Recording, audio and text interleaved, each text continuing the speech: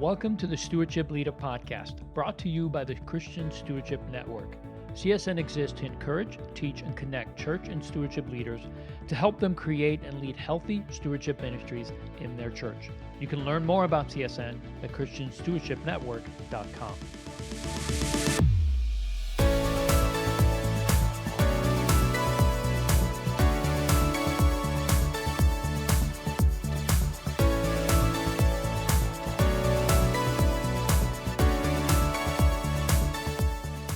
Well, hey everyone, thank you for joining us. I'm your host, Leo Saba, and on today's episode, I'm joined by Shaunti Feldhahn, a social researcher and an author. She's also a speaker with an emphasis on marriage and relationships. She's written a book recently that's just come out. It's called Thriving in Love and Money. Shaunti, such a pleasure to have you on. Thank you for taking the time to be on Stewardship Leader. Oh, I'm delighted. Thrilled to have the chance. Well, tell us a little bit about you. You're a social researcher. You've written many books, and I've known you for about 10 years that I've been following you, so I just love the research you've done and some of the insight that you brought into this area of marriage, and I'm excited that you're talking about money, obviously, but tell us a little about your background, what brought you into this space of researching, especially social research, and to kind of go from there. Tell us about you. Yeah, I ended up really having an unusual journey to doing what I'm doing. I didn't start out doing relationship stuff. I was actually in the finance world. I worked on Wall Street. I was an analyst on Wall Street. And it ended up being a right-hand turn. And you know how God does this, where essentially God set us up, me and my husband both, to be able to use that analytical background in a very different way to study and research what will help lives and relationships thrive. I actually have a graduate degree from Harvard that's really analytical. I met Jeff. He was at Harvard Law School. And so it's just really interesting to see how that background, which started out in a very different direction, is really actually useful to study some of these things and to be able to do these big nationally representative research projects. Yeah, that's great. So with your most recent research project and a brand new book that you wrote, you tackled this topic of money, but you approached it in a bit of a different way. So what were you focusing on when you did this? What were you searching for? I I was focusing entirely on the relationship side of money. This book and this project had nothing to do with budgeting. As much as I know that you stewardship pastors and stewardship leaders love the budgeting and the getting out of debt and all of the good money management principles, which are all awesome. We really felt like many people had done that so well. We really were kind of handed this. It's sort of a long story, but we were approached by a number of years ago by a not-for-profit organization called Thrivent Financial, which I had never heard of because I live in Atlanta. And they had been starting an initiative to help people in their marriage around money with kind of the concept that this is one of that marriage problems and getting divorced, for example, is one of the things that most devastates a couple financially. And we all know that money is such a big issue in marriage. And they basically said, we don't think it has to be. Would you be willing to make this your next research project? Great. And for us to sponsor it. And I'll be really honest, Leo, and I'm probably going to lose all credibility here with your audience the minute that I say this. But I was scared, candidly, because I wasn't a money person. This was the one area that, I used to work on Wall Street. Yeah, I worked on finances, but that was like analyzing large Japanese banks. Right. This wasn't me and Jeff like figuring out how to work on a budget well. This stretched us a lot. But it was so crucial because this is where the majority of people live. What we found once all of the research was done over the course of these 3 years, focusing on how to have a great relationship around money, how to come together around money, is that the greatest obstacle to getting the budget, the greatest obstacle to living a life of generosity and tithing, the greatest obstacle to things that are really basic money management principles, it turns out isn't having too much debt, right? It isn't spending more than you save, although, those things happen. The biggest obstacle, it turns out, is actually for most couples is the inability of a husband and wife to sit down around the kitchen table and talk about it. Yeah, so it's basically a communication issue, not a money issue. It's just the fact that everybody brings baggage when it comes to money just because of our background. Yes. And we all have perceptions. And I remember this years ago, my wife and I got on a budget 20 some years ago now, and it was a volatile topic. I mean, she did not like this idea of a straitjacket that I put on her, which is what the budget was at the beginning. And it was out of necessity. It wasn't that I was trying to control. We were out of control, and I was trying to bring some order into it. But we absolutely had no idea how to talk about it.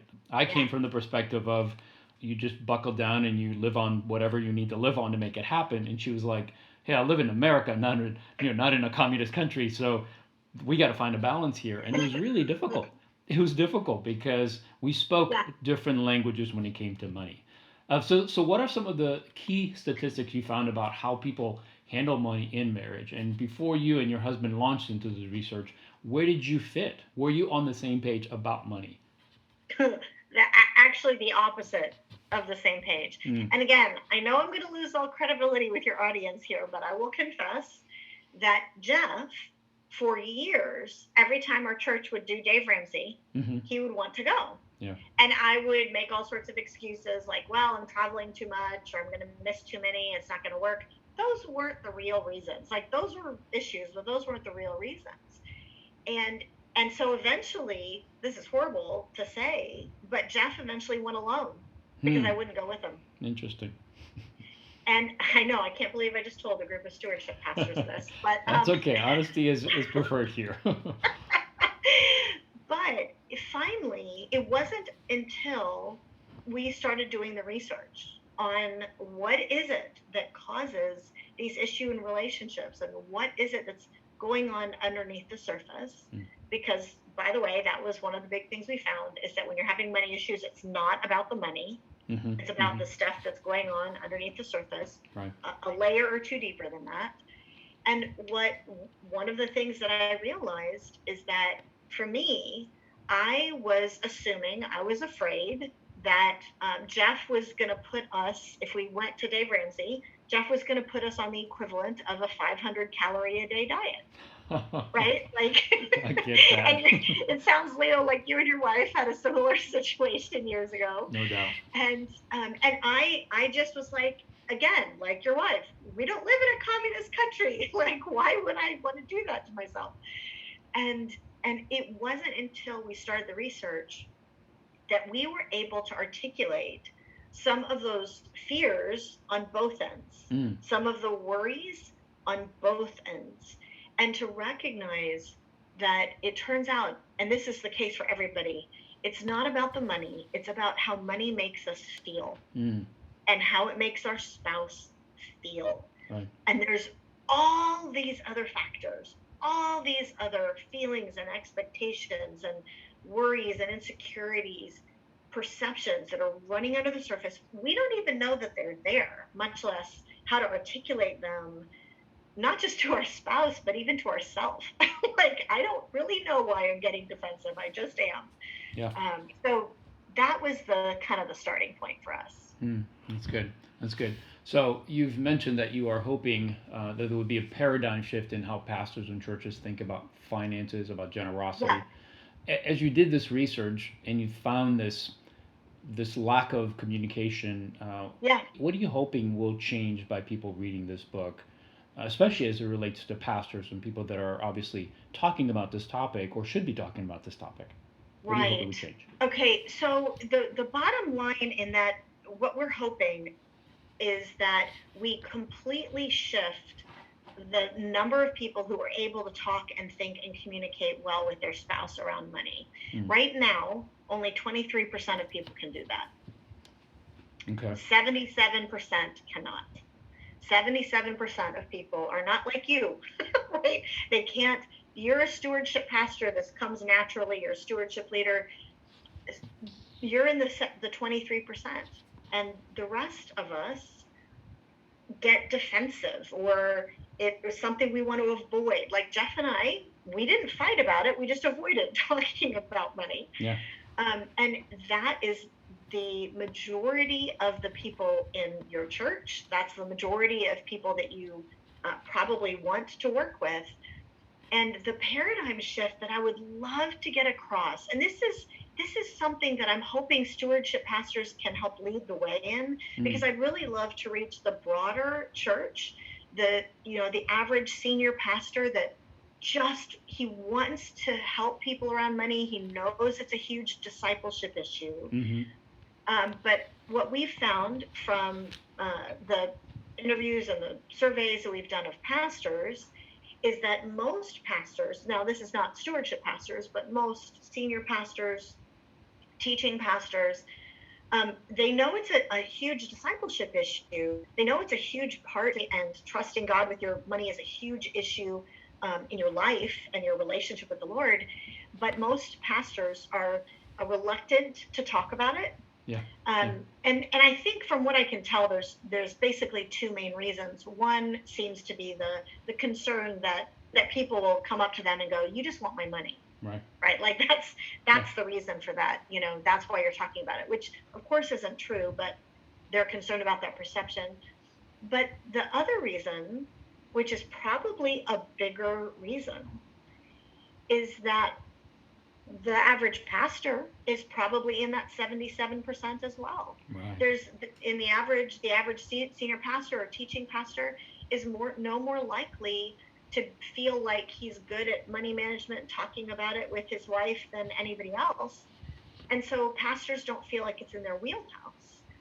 And so because they don't feel like they have the ability to talk about it, the way pastors sort of privately told me is they sort of outsource it to Dave Ramsey, right? You sort of kind of say, well, I'm not going to be good at talking about it, so we'll do Dave Ramsey or Compass or Crown or one of these other courses. And the problem is, what we found is that guess who tends to go to those courses?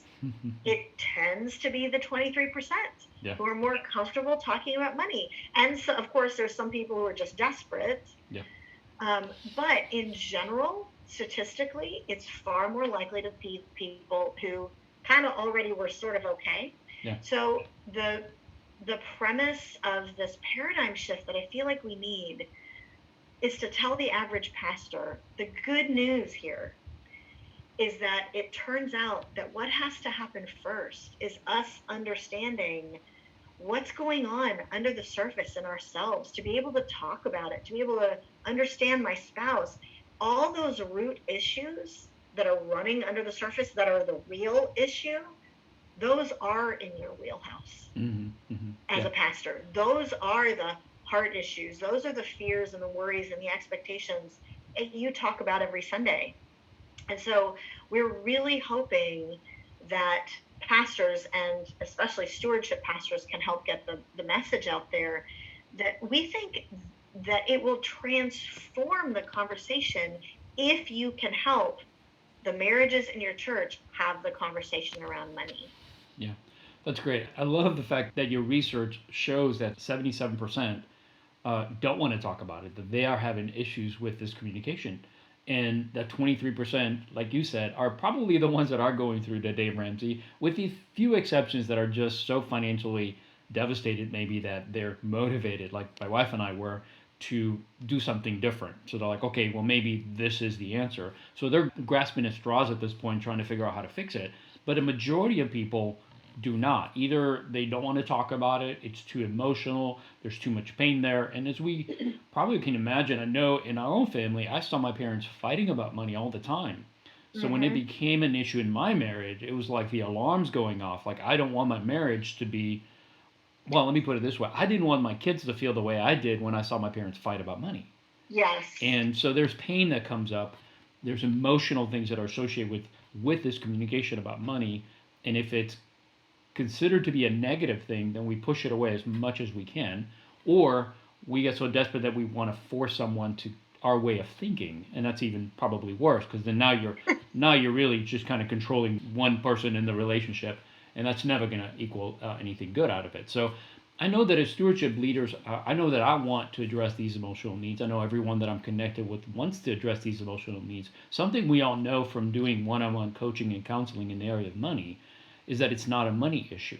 It's Yeah. always a communication issue. It's always trying to deal with what you said, what's below the surface, one or two or three layers deep. But we sometimes struggle with that, not knowing how to do that, especially as we're empowering volunteers to do that. As a stewardship pastor, when I was a stewardship pastor full time, it was my job, right, to sit down with people and figure it out. I couldn't farm out certain aspects of the counseling.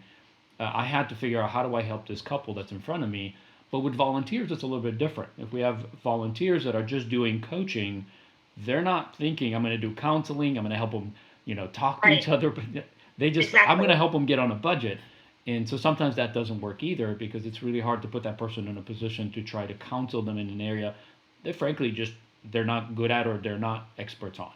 So when I think Yeah. about this struggle that we have, that volunteers have, I think this research that you guys have been able to dig up and find is really going to be helpful. So walk us through some of the most important findings that you think we need to know coming out of this research.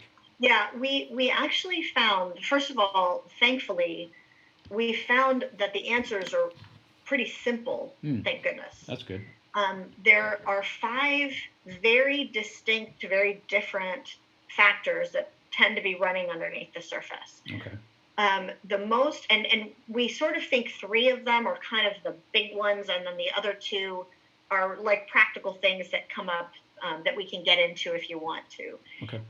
But the first and the most important one, the big picture, is that it turns out that we in our marriage, and let's just pretend you're the stewardship pastor or the volunteer sitting down with Bob and Kathy, Mm-hmm. right?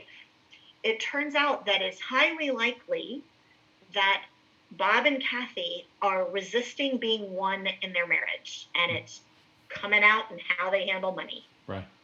Because all of us have that, right? Like it's sort of the definition of sin. Like all of us sort of want to do what we want to do. Yeah, selfishness. And yes, and that that principle, that idea that we're kind of wanting to do what we want to do, it comes out in all these different ways. And it can be anything from, all the way from, Bob and Kathy, they fight about money. And so the way they've decided to not fight about money is they just keep separate bank accounts, Mm-hmm. Mm-hmm. right? That's just the way that they kind of handle things. This is actually where Jeff and I were before we started this research, because we technically had all joint accounts. Like we could all see each other's stuff. There was nothing hidden, but it was a lot easier for convenience to use these two separate accounts so that we didn't have to talk about it. Okay. So Yeah. like, some of the income I earned went into mine and Jeff's went into his, and we sort of just divvied things up that way. And that is extremely common. It's a little less common for people to literally have everything financially separate, but that happens too, Yeah. right? Oh yeah. And some people may kind of go, well, I don't have that. Like I have joint accounts, like we share everything. So I'm not being one with money. And I always kind of go, okay, maybe you're not, because this was not an issue for some people, but the vast majority it was. I think it was 80. I have to look it up. It was like 82%, 84% of us had this. But ask yourself some other questions, like, do you ever try to get the Amazon package off the step before your spouse gets home? Yeah. That's the same that's a symptom of Mm-hmm. the same lack of oneness that sort of leaves some people to separate their accounts entirely. Yes. It's trying to do what you want to do and to not be one in your marriage, and recognizing what's underneath that. It's a desire for, there's a lack of accountability, kind of wanting to do our own thing and not being accountable to somebody and not being transparent. And all of that always is going to hurt the relationship in one way or another. Yeah. And all of that always, to one degree or another, is going to make it difficult to come together around a budget, for example, and to come together around some of those money management tools. So that's one of the big picture ones that we found. Okay. Do you have any others? Oh yes. Okay. Go ahead. So Keep going. I'll go through them until you stop me if you want. Keep going. Keep going. So another of the 5 factors, and this is a very super practical one. We have a list in the book of the different ways this plays out, because there's all these different applications. But the big picture is that from a day-to-day standpoint, what often is the biggest cause of friction around usually little money things is that we're not valuing what the other person values. Oh, okay. And we don't realize it. We don't realize, first of all, that we even have different values, really. We just think about it because, of course, we would. We're different people. But we just don't think of it that way. And so I'm not valuing what Jeff values. I don't realize that that's what's going on. And to be candid, what we also don't realize is that I kind of think, if I were to put it into words, that he's just wrong. What he values is just like, I mean, that's just ridiculous that anyone would think that way. Yeah. Let me give you an example of this. Okay. So we actually recognized when we started doing the research that something that was a constant friction with me and Jeff is if we were to go out to eat, which we don't do a ton, but we do go out to eat occasionally as a family or as a couple. When we sit down, we're happy.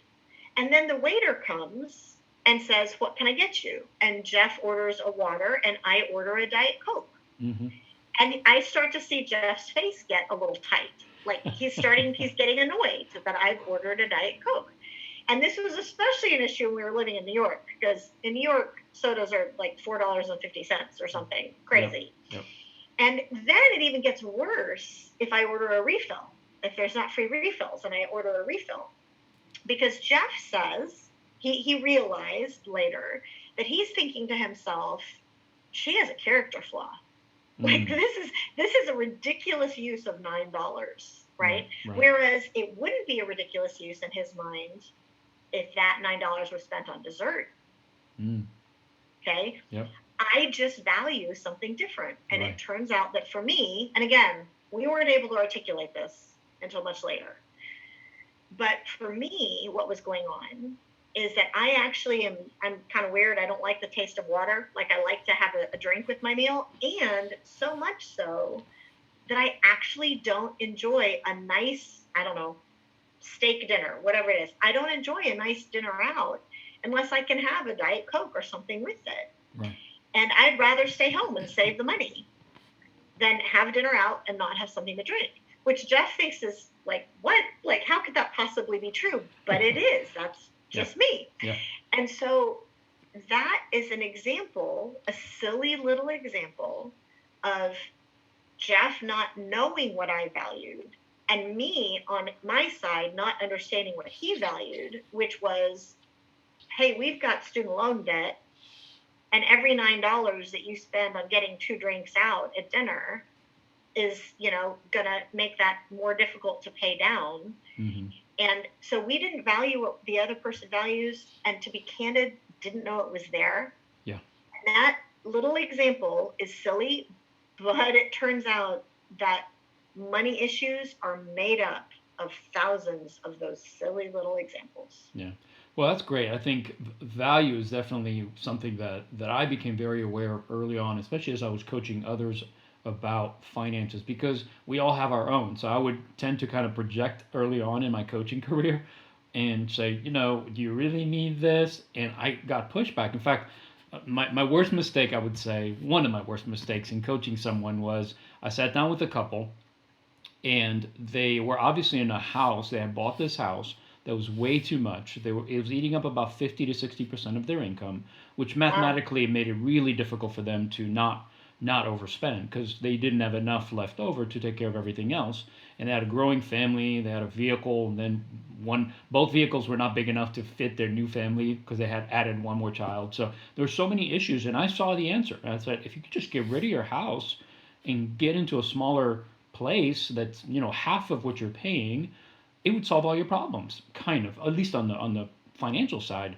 And the wife was on board with it. To her, the value of a home or whatever, it's like, I don't care where we are as long as we're together.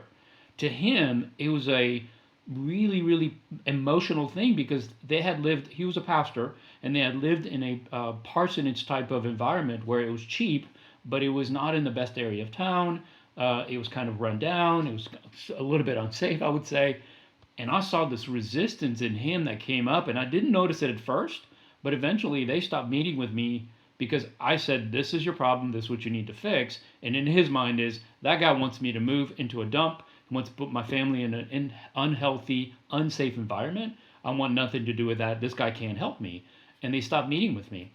And I was right in the sense of knowing that mathematically they needed to change, but the value, we didn't talk about the value of what the housing was to him. And because we didn't know enough to talk about that, it never actually diffused the problem. It never allowed him to see, gosh, I can have the same value at a lower cost. I don't necessarily have to put my family in an unhealthy, unsafe environment and still have the same value.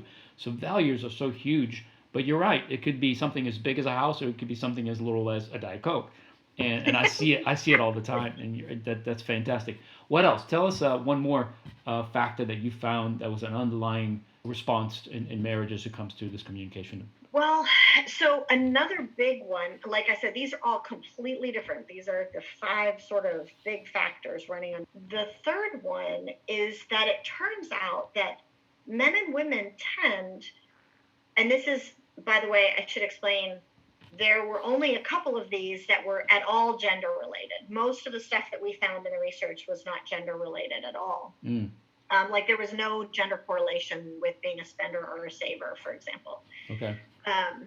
But this one, there was a strong gender correlation. And it turns out that men and women tend to have two different sets of underlying fears and worries and insecurities. And the analogy that came to my mind as I was kind of correlating and seeing what I was seeing in the numbers, it was almost like, the feeling of, maybe you're not like this, but I sort of have a fear of heights. And if you have a fear of heights and if you're standing at the edge of a cliff, it sort of feels like, well, you're just going to get pulled over, which is stupid, but that's sort of what it feels. It's this kind of irrational, emotional feeling like you're getting pulled over the edge. Right. And so you want to stay away from the edge. Like you have this instinctive kind of gut reaction to that. So you try to pull away. And you really don't understand at all why your spouse, like if Jeff were to go to the edge of the cliff and be like, come on, take a selfie. I'm like, how can you not see that you're about to die? Right. And it turns out that we tend to have two different cliffs. Men's cliff tends to be this feeling that I'm getting pulled toward the edge of, am I going to be able to provide for the family? Mm. Like it's there in the back of their mind. It's and this was something I found in the research for women only and for men only as well, that this was a strong correlation with being worried about, am I going to be able to provide? Am I enough to provide? And there's a desire to stay away from the edge of that cliff, like to not get close. So you work longer hours, or if you're a truck driver, you take extra overtime or whatever it is to try to stay away from the edge. And it turns out that women tend, this is not 100%, but these were about 75 to 85% on both sides. Women tend to have a different cliff. That the cliff for women is more likely to be, are we okay as a family? Is everybody healthy? Are the kids okay? Are they feeling loved? Are we okay in our marriage? And so there's this fear that, he's working all these hours, we're getting distant, we're not spending a lot of time together. I'm really nervous about how are we doing? And so I want to spend more time together as a family. Let's go do stuff. let's go on vacation. Let's go out to eat. Do you notice? A lot of that stuff requires money. Yes, it does. Yes, it does. And so what we found is that my attempts to stay away from the edge of my cliff tend to make yours worse, ironically. Yeah. And so as let's go out to eat, that pulls him towards the edge of his cliff. So he tries to back away even further, which makes her even more nervous about it and wanting to do stuff together. And it makes all the difference in the world if we just recognize that the fear, the worry that's in our spouse's heart is a very real thing for them. Because like women, we worry about money too, but 70% of women, this was the statistic, 70% of women don't feel like I'm about to be pulled over the edge of the cliff. Right. Like, yeah, it's there, but it's not this feeling that's constantly in the back of my head. And for me to go to Jeff and go, you mean you really worried about being able to provide for the family? Like that's a thing. And for him to look at me and for a husband to look at a wife and go, wait, you mean like when we've had some arguments and I drive away and I'm angry and I'm driving away to work without having resolved things, like you're thinking about that? Like, really? That's a thing? Wow. And to recognize these are real, and we each tend to use money to try to address these things, and we just need to be able to honor those concerns that are under the surface in each other. Yeah, that's great. All right, you got two more. Let's get them done real quick before we end. Okay, I'll tell you the other two quick. All right. So another one, the only other one that was gender related actually, is that it turns out that we tend to have two different ways of processing and communicating about money decisions, really about any decisions, but it comes out very clearly in money, where, if we had a situation not that long ago where our refrigerator started not working very well. And I'm going, oh my gosh, we've got all this food in there. And Jeff, do we go buy a new one or do we get somebody to fix it? And it was really interesting. I actually tell a story in the book about somebody who had a very similar situation. And as she's trying to get her husband to so should we go to Home Depot tonight? Like he's walking away and going, I just need to think about it. I can't focus on this right now.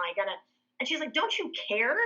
And so I'll follow Jeff around the house going, what are you thinking? What are you thinking? and it turns out that in general, this is not 100%, but again, this is about 75% of men and women, we tend to have opposite processing styles. We women tend to need to think things through by talking them through. Whatever that money decision is, whether it's the new refrigerator or whether the kids can play club volleyball, whatever that is, I want to talk it out. That's the way the female brain tends to be wired. To a guy, that can look really scatterbrained, like she's all over the place. And he instinctively wants to pull away, which can seem uncaring to the wife. Right. But it's because the male brain, in most cases, not all, but in most cases, is wired to be an internal processor, to need to think things through by talking it through. So Jeff and the average husband will go underground and try to think through whatever it is. And then what happens is it pops out the other end a couple of days later as a decision. I think she should do club volleyball, but he needs to not spend this money on doing travel soccer.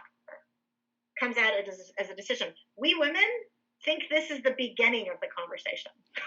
And so we start going, well, what about this? Well, how can we do it with her and not with him? And our husband is tending, and I'm sure all the men who are the stewardship pastors are listening to this and going, I've spent 3 days thinking about this. Yeah, decision's made. I don't need the process anymore. Yes, exactly. Yeah. I already thought about that. And the key is to recognize, well, you did, we didn't, right? It's now my time to do on the outside what you just did on the inside. Mm. And to recognize I'm literally just thinking it through out loud. And to recognize we both have these two different needs, these two different ways of doing it. Neither is better or worse, neither is wrong or right. God wired us different. Yeah. It's really amazing that the human race is still surviving when you think about it, because we're so different. Yeah.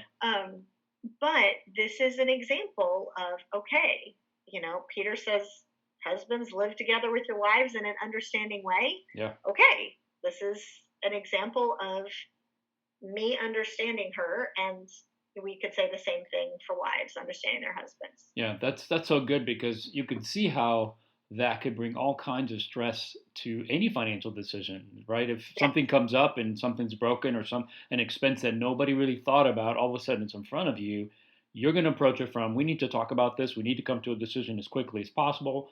The man in this case may have to go away and think it through and research and figure out what's the best way to do this to not completely destroy us financially. And so you're almost coming to the same decision from totally different opposites and not really understanding or seeing the value of the other. And that could certainly be volatile. And that, I mean, there's so many arguments that I could see just naturally happening because of just that dynamic. Well, and also now layer in the fact that maybe different fears are being triggered, like we talked about. Maybe layer in, you might have different values. So you may be coming to two different decisions, right? Like, Right. well, I value fairness. How can you have one of our kids be allowed to do a travel sport and the other one not? Right? Like, Yeah. and the husband is like, well, I value character building, and the travel soccer is something that's going to take him away on Sunday mornings, and I want him to be going to church. Travel volleyball doesn't. Like, neither of those are wrong or right. It's Right. just different. Yeah, that's good. All right, last one. And the last one is that it turns out sometimes we have these kind of strong reactions, kind of knee-jerk reactions to things, especially when it comes to money. Yeah. And it turns out that often we are having these knee-jerk reactions based on faulty assumptions. That there's something running under the surface, there's some expectation, there's something that we just think, well, this is just the way it should work. Like, everybody knows this. And whenever you have one of those strong reactions, check for this maybe faulty assumption. And the easiest one to explain is FOMO, fear of missing out. Yep. Because there's this feeling, and hey, every retailer everywhere has known this for years, because 60% off today is in the window. And it triggers that FOMO. It triggers that, oh my gosh, if I don't spend this money today, I'm going to miss out. Right. And there's a host of ways that just this one topic of FOMO plays out. I mean, it can literally be like, I was talking to my daughter, and she's very frugal with money. She inherited her dad's values around money.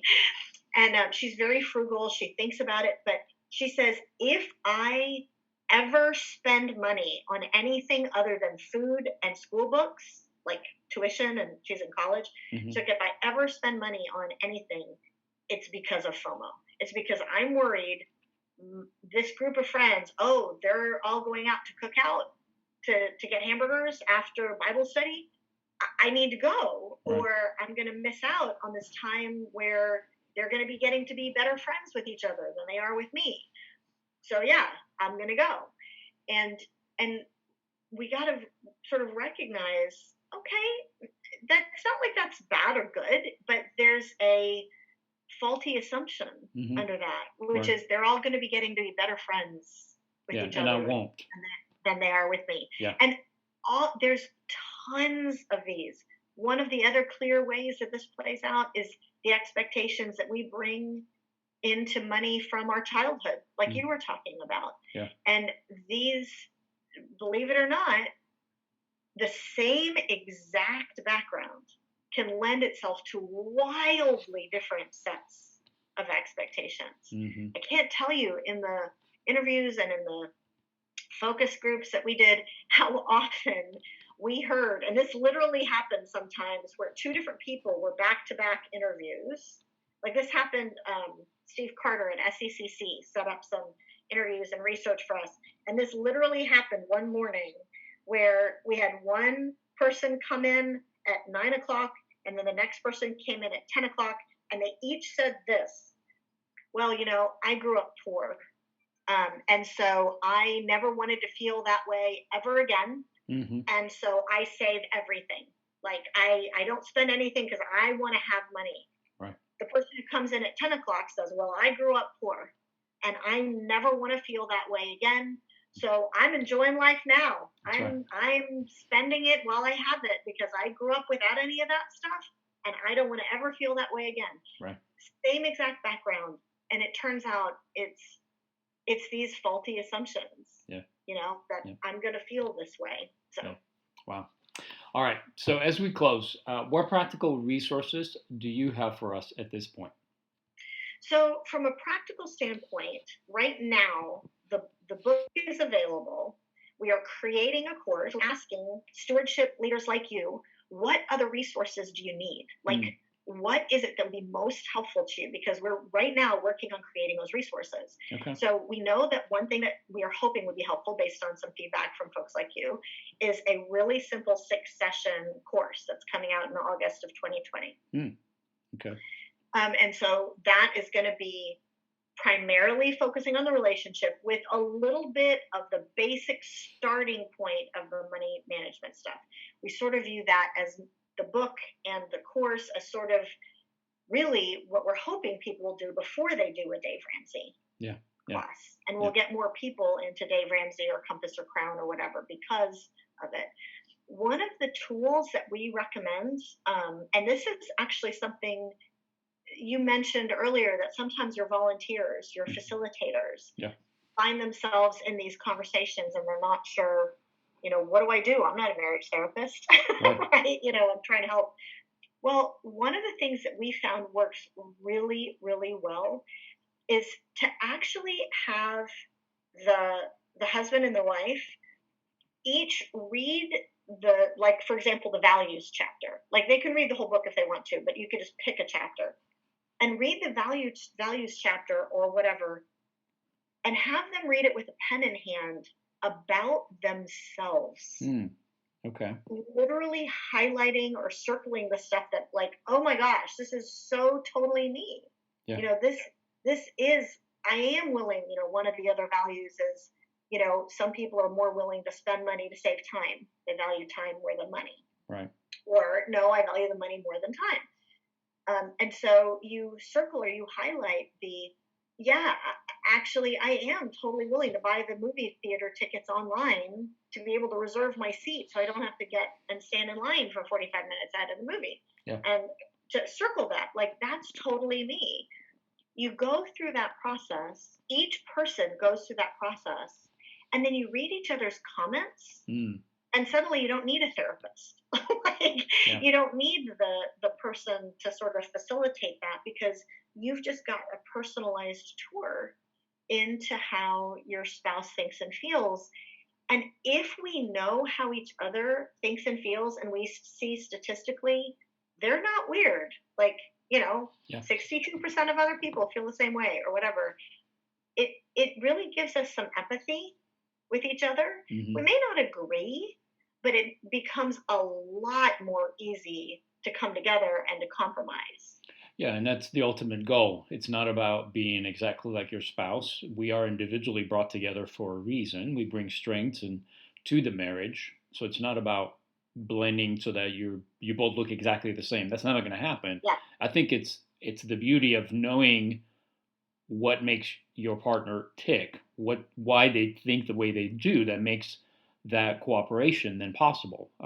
I tell the story how it took me 9 years to understand how my wife thinks about money. And I had created a budget. We were working by that budget. It was my budget that she had to just, grin and bear it. Yeah. And then after 9 years, I just had this revelation. It's like, why am I trying to force her to do something? Because she's constantly battling it and not wanting to cooperate with it. So I just took it and tore it up and I said, let's create a budget that you like. one that we could do together. And then I asked her, what's important to you? But it took me a long time to understand that she wasn't opposing the things that I wanted to do. She just had different ways of looking at things. Once I was open to that feedback, then we created a budget that we both agreed to.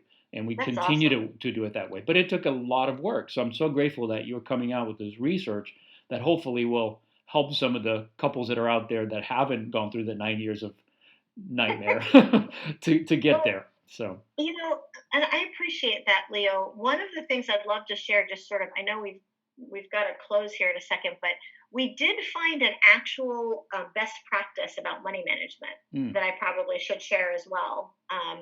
Because this came out really strongly that if couples did this, they were far more likely to have happy marriages.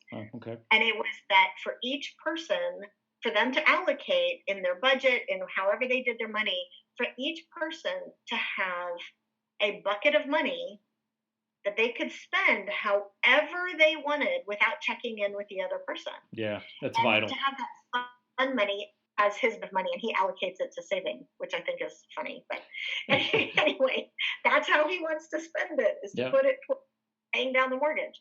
Okay. But that premise, I'm sure you've probably seen that. Mm-hmm. And I just wanted to tell you that statistically that is validated. It really does matter. That's awesome. Wow, this has been so great. I can't wait to read your book, to really dive in and get to learn more about all the research that you've been able to uncover. I know it's going to be helpful for the stewardship leaders out there. I'm grateful that you came and spent some time with us. Take a minute and just tell us, how can people find out more about you? Where can they buy the book? And then just where do we go to get those resources you talked about? Cool. Well, they can get the book anywhere. The website is thriveinloveandmoney.com. Thriveinloveandmoney.com. Okay. And we're going to be putting a lot more resources onto the website over the course of the next, number of months. But right now, that's where they can start. There's going to be an assessment. There's going to be other things there. That's awesome. I look forward to all that information. Thank you so much for your time today, Shaunti. It was a pleasure to spend some time with you and learn about the research you've done and this book that's coming out. I think it's going to be a great resource. So thank you very much for being with us. Thanks so much, Leo. Well, thank you for joining us for this Stewardship Leader podcast. If you enjoyed it, would you do us a huge favor? And would you rate, review, and subscribe to this podcast? And share it. Share it with someone that you believe might benefit. There's another stewardship leader or a stewardship pastor out there, potentially maybe your executive or senior pastor. This is information that I believe every church leader should have to learn about how they should disciple their people in the area of money, possessions, generosity. This is an important topic for our generation, and I hope that you will continue to spread this word and let others know that we exist, that CSN is here to resource and equip and teach others how to manage money God's way, and to resource churches and church leaders to do the same. Well, thank you for joining us for the Stewardship Leader podcast. Until next time, remember, God has called you to be the best steward you can be. So be that faithful steward, but go one step further. Teach others to do the same.